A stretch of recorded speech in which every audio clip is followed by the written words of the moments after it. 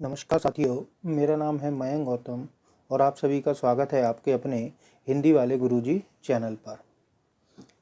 आज के जो हम प्रैक्टिस सेट को लेकर आए हैं उसके अंतर्गत आपको हिंदी की बोलियों एवं उपभाषाओं से संबंधित प्रश्नों को कराया जाएगा। परीक्षा जो होती हैं एक दिवसीय, उनमें बोलियां तथा उपभाषाओं से संबंधित किस प्रकार के प्रश्न आ सकते हैं उनके बारे में हम यहाँ पर चर्चा करेंगे। तो आइए हम इन प्रश्नों को साथ में मिलकर हल करते हैं। मैं प्रत्येक प्रश्न के लिए आपको 5 या 7 सेकंड दूंगा। आपको उस अंतराल में अपने प्रश्न का उत्तर लगाना है। ठीक, तो तैयार हो जाइए अपनी कॉपी और पेंसिल लेकर और इन प्रश्नों को हल करते हैं। तो चलिए शुरू करते हैं सबसे पहले नंबर प्रश्न से लेकर। पहला प्रश्न आपका दिया है, हिंदी भाषा की कितनी उपभाषाएं हैं। क्या पूछा गया है इस प्रश्न में? हिंदी भाषा की कितनी उपभाषाएं हैं? 5 हैं, 4 हैं, 3 हैं या 6 हैं? ठीक है, चलिए आप अपना उत्तर लगाइए। हाँ जी, बिल्कुल सही। हिंदी की जो उपभाषाएं वो हैं 5, तो आपका ऑप्शन नंबर ए यहाँ पर सही हो जाएगा। चलिए आगे बढ़ते हैं प्रश्न संख्या 2 पर। प्रश्न संख्या 2 में पूछा है कि राजस्थानी हिंदी की बोली नहीं है। ठीक है, चलिए लगाइए। मारवाड़ी है, मेवाती है, रीवाई है या मालवी है? इनमें से कौन सी बोली राजस्थानी की नहीं है? हाँ जी, संभवतः आपने लगा लिया होगा। चलिए इसका उत्तर देखते हैं। राजस्थानी हिंदी की जो बोली नहीं है वो है रिवाई। ठीक है, तो आपका जो ऑप्शन सी है वो सही हो जाएगा। असल में ये रिवाई नहीं है, ये रीवाई है। रीवाई बोली है ये। ठीक, रिवाई किसको कहा जाता है वो मैं आपको बताऊंगा। ठीक, और अगर आप अच्छी तरीके से इसको पढ़ना चाहते हैं तो मेरे बोली व उपभाषाओं से संबंधित वीडियो को आप देख सकते हैं। चलिए आगे बढ़ते हैं प्रश्न संख्या 3 पर। प्रश्न संख्या 3 दी गई है कि खड़ी बोली का दूसरा प्रचलित नाम है, या खड़ी बोली को किस दूसरे नाम से जाना जाता है। ठीक है, आपके ऑप्शन है, पहला है पूर्वी, दूसरा है कौरवी, तीसरा है अंतर्वेदी और चौथा है बांगरू। ठीक, आप अपना ऑप्शन लगाइए। हाँ जी, आपने अपना ऑप्शन लगा दिया होगा। तो खड़ी बोली का दूसरा प्रचलित नाम है कौरवी। ठीक, कौरवों के प्रदेश से ये संबंधित बोली थी, इसीलिए इसको कौरवी भी कहा गया। ठीक है, और इसको खड़ी बोली भी कहा जाता है, खड़ी बोली या खरी बोली। ठीक है, चलिए आगे बढ़ते हैं प्रश्न संख्या 4 पर। प्रश्न संख्या 4 है कि पूर्वी हिंदी की बोली नहीं है। पूर्वी हिंदी जो हमारी हिंदी है उसकी एक उपभाषा है, तो उससे संबंधित प्रश्न आया है कि पूर्वी हिंदी की निम्न में से कौन सी बोली नहीं है। पहला ऑप्शन है कन्नौजी, दूसरा ऑप्शन है अवधी, तीसरा ऑप्शन है छत्तीसगढ़ी और चौथा ऑप्शन है बघेली। ये छत्तीसगढ़ी है, छत्तीसगढ़ नहीं है। ठीक है, ये क्या है? छत्तीसगढ़ी है। ठीक, लगाइए आप अपना ऑप्शन। चलिए बात करते हैं। तो अगर पूर्वी हिंदी की बात करी जाए तो पूर्वी हिंदी की अवधी भी बोली है, बघेली भी है और छत्तीसगढ़ी भी है। कौन सी नहीं है?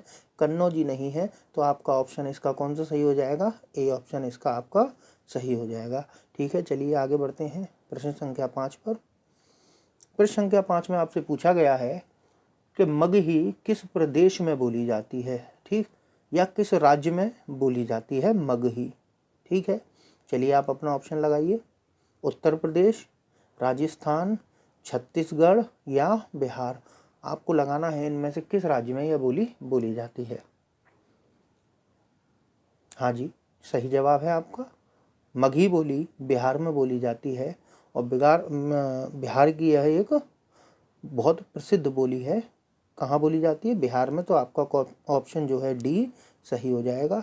चलिए आगे बढ़ते हैं प्रश्न संख्या 6। प्रश्न संख्या 6 में पूछा गया है कि ब्रज भाषा की ख्याति किस रूप में अधिक मिलती है। ब्रज भाषा की ख्याति किस रूप में अधिक है? तो पहला ऑप्शन है साहित्यिक भाषा, दूसरा है राजभाषा, तीसरा है लोक भाषा और चौथा ऑप्शन है मानक भाषा। तो यहाँ पर आपको ऑप्शन अपना लगाना है। हाँ जी, लगा लिया होगा आपने। चलिए देखते हैं इसका सही उत्तर क्या है कि ब्रजभाषा राजभाषा तो है नहीं, लोक भाषा तो है लेकिन मानक भाषा नहीं है। लोक भाषा है या कहा जाए एक बोली है, लेकिन इसका सबसे ज़्यादा ख्याति साहित्यिक भाषा के रूप में है, क्योंकि कृष्ण काव्य ब्रज भाषा में ही प्राप्त होता है। अधिकतर कृष्ण साहित्य जो लिखा गया है, कृष्ण काव्य, वो ब्रज भाषा में ही लिखा गया है, इसलिए इसका सबसे ज़्यादा ख्याति इसकी साहित्यिक रूप में है। बहुत सी भाषाओं के लोग या बहुत सी बोलियों के लोग इस ब्रज भाषा की रचनाओं को पढ़ते हैं। ठीक, चलिए आगे बढ़ते हैं प्रश्न संख्या 7 पर। किस बोली से हिंदी मानक भाषा का विकास हुआ है? ये बहुत मोस्ट इम्पोर्टेंट क्वेश्चन है। ठीक, ये कई बार पूछा गया है। तो हिंदी की किस बोली से मानक भाषा का विकास हुआ है, या हिंदी मानक भाषा, या हिंदी किस से बनी है, किस बोली से बनी है, यहाँ पर आपसे ये पूछा जा रहा है। तो पहला ऑप्शन है ब्रजभाषा, दूसरा है अवधी, तीसरा है खड़ी बोली और चौथा है हरियाणवी। चलिए आप अपना ऑप्शन लगाइए। हाँ जी, बिल्कुल सही जवाब, खड़ी बोली। खड़ी बोली का ही मानक रूप क्या कहलाता है? हिंदी कहलाता है। ठीक, चलिए आगे बढ़ते हैं प्रश्न संख्या 8 की ओर। प्रश्न संख्या 8 में आपसे पूछा गया है कि बुंदेली बोली पर किस बोली का प्रभाव सर्वाधिक है, या कहा जाए बुंदेली बोली किस बोली के ज़्यादा समान है, या किस बोली से साम्यता रखती है। क्या रखती है? साम्यता। ठीक, क्या रखती है? साम्यता रखती है। तो आप अपना ऑप्शन लगाइए। ऑप्शन 1 है ब्रजभाषा, दूसरा है खड़ी बोली, तीसरा है मालवी और चौथा है मेवाती। हाँ जी, इसका ऑप्शन जो है आपका वो ब्रजभाषा सही हो जाएगा। असल में बुंदेली बोली और कन्नौजी बोली जो है वो ब्रजभाषा का ही एक रूप कहे जाते हैं, या कहा जाए कि ब्रजभाषा से ही इन बोलियों का विकास हुआ है। कुछ लोग मानते हैं कि बुंदेली एक अलग बोली है। हाँ जी, बिल्कुल अलग बोली है, लेकिन ब्रजभाषा से इसमें बहुत सारी समानताएं हैं। ठीक है, चलिए आगे बढ़ते हैं प्रश्न संख्या 9 पर। बघेली बोली का केंद्र कहाँ है? मैंने आपको जो बोलियों का एक वीडियो कराया था या वीडियो लेक्चर दिया था, उसमें आपको बताया था सभी बोलियों के केंद्र क्या हैं, और ये केंद्र पूछे भी जाते हैं कई परीक्षाओं में, तो आपको ये जानना जरूरी है। ठीक है, तो बघेली बोली का केंद्र कहाँ है? आप अपना ऑप्शन लगाइए। पहला है ललितपुर, दूसरा है रीवा, तीसरा है भोपाल और चौथा है छतरपुर। आपका ऑप्शन लगाइए इसमें। हाँ जी, इसका ऑप्शन देखते हैं। 9वें प्रश्न का जो सही उत्तर होगा वो होगा रीवा। रीवा जो है मध्य प्रदेश के अंतर्गत एक जिला है, और यहीं से इस बोली का निकास हुआ है, इसीलिए इसको क्या बोला जाता है? बघेली का केंद्र कहा जाता है। ठीक है, चलिए आगे बढ़ते हैं। जैसलमेर, देखिए जैसलमेर हो गया है, जैसलमेर में कौन सी बोली प्रचलित है, या जैसलमेर में कौन सी बोली बोली जाती है? ये आपका 10वां प्रश्न है। इसके ऑप्शन आपके सामने हैं मेवाती, ढूंढारी, मालवी या मारवाड़ी। लगाइए आप अपने ऑप्शन।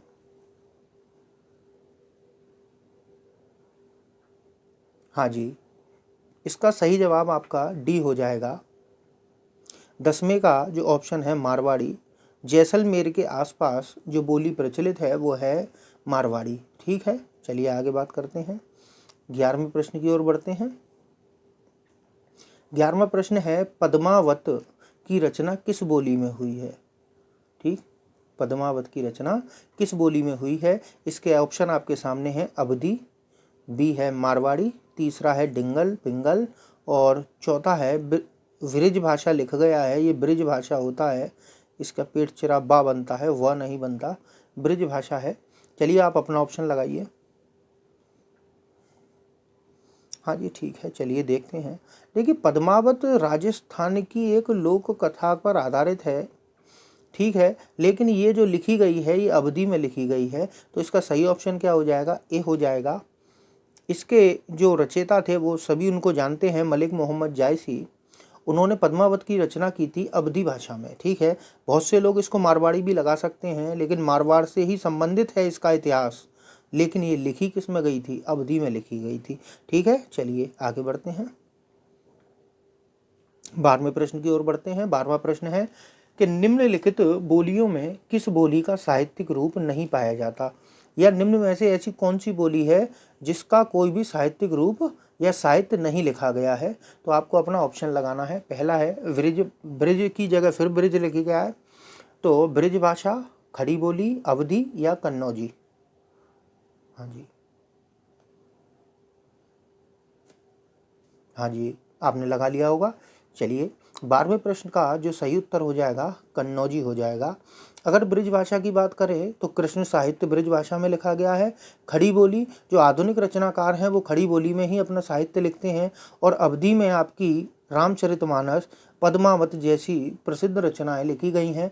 तो सीधी सी बात है, कन्नौजी में अगर बात करी जाए तो छोटे मोटा साहित्य लिखा जरूर गया है, लेकिन बड़े पैमाने पर ना होने के कारण इसको साहित्यिक रूप में नहीं पहचान मिल पाई है।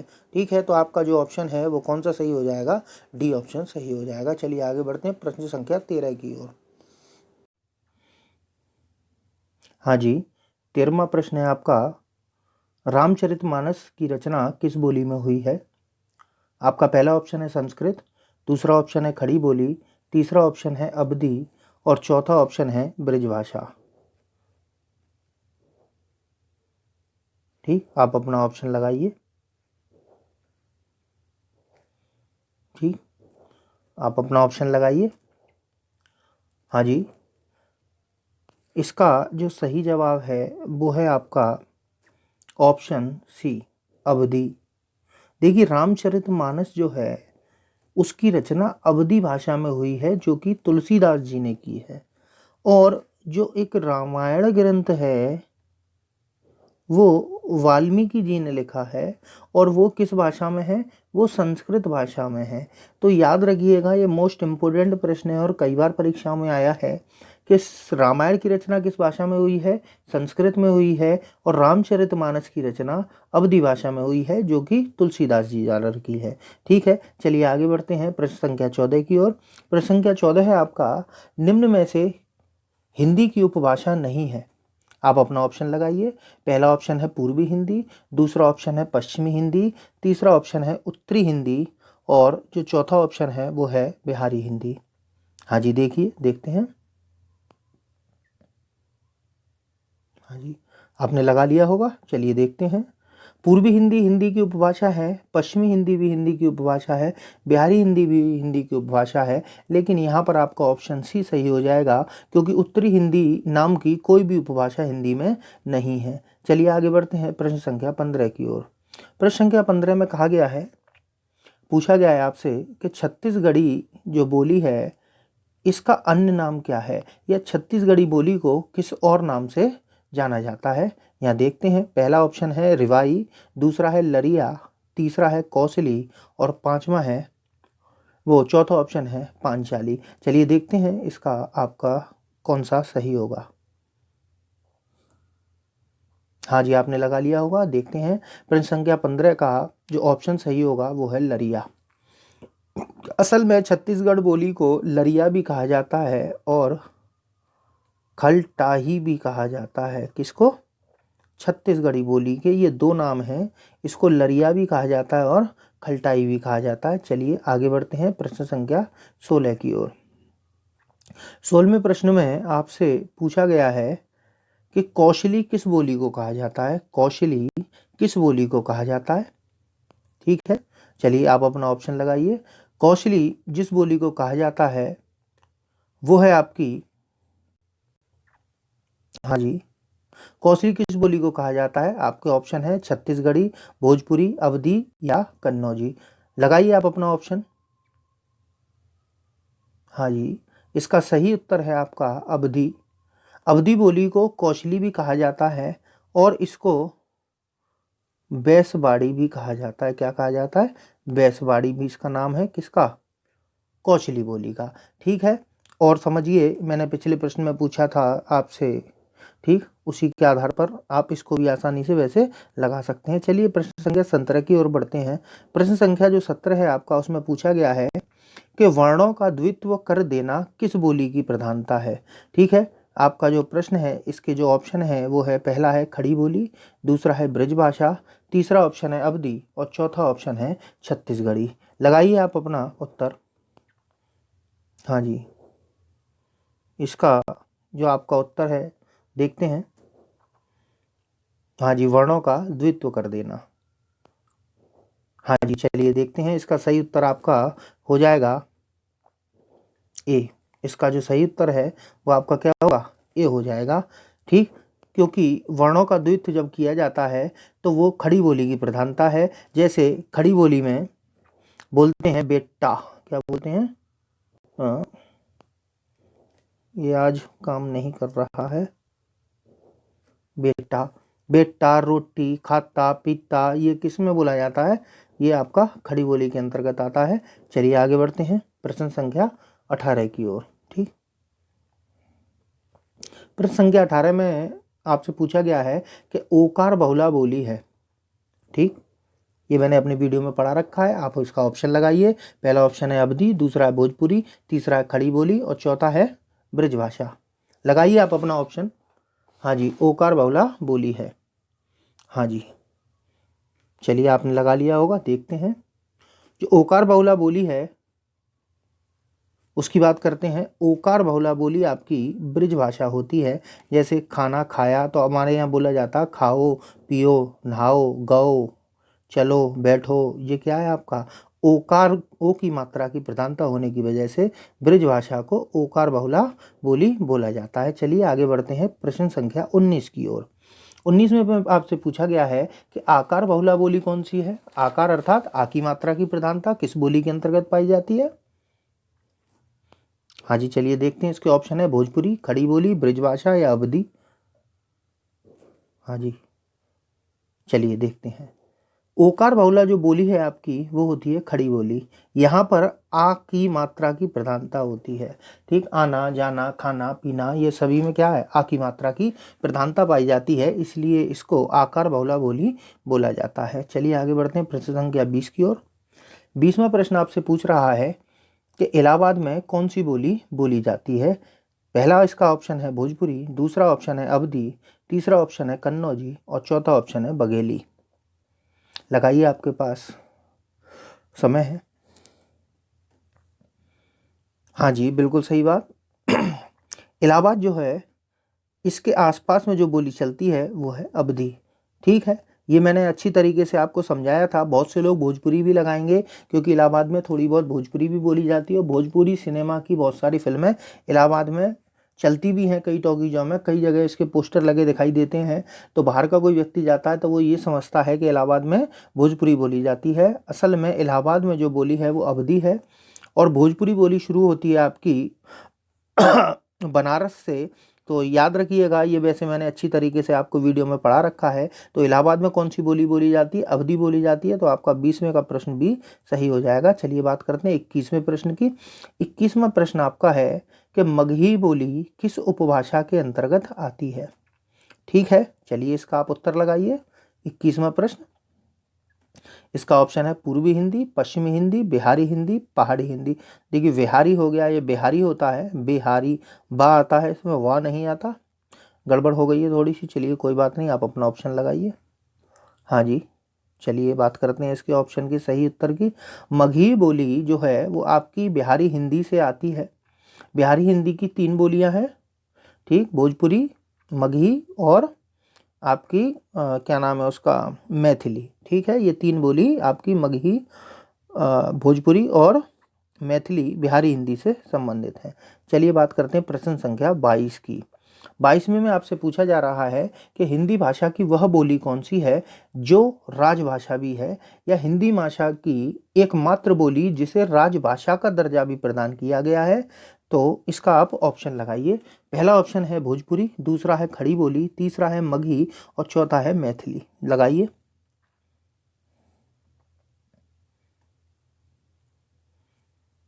हाँ जी, चलिए इसका उत्तर जानते हैं। इसका सही उत्तर होगा मैथिली।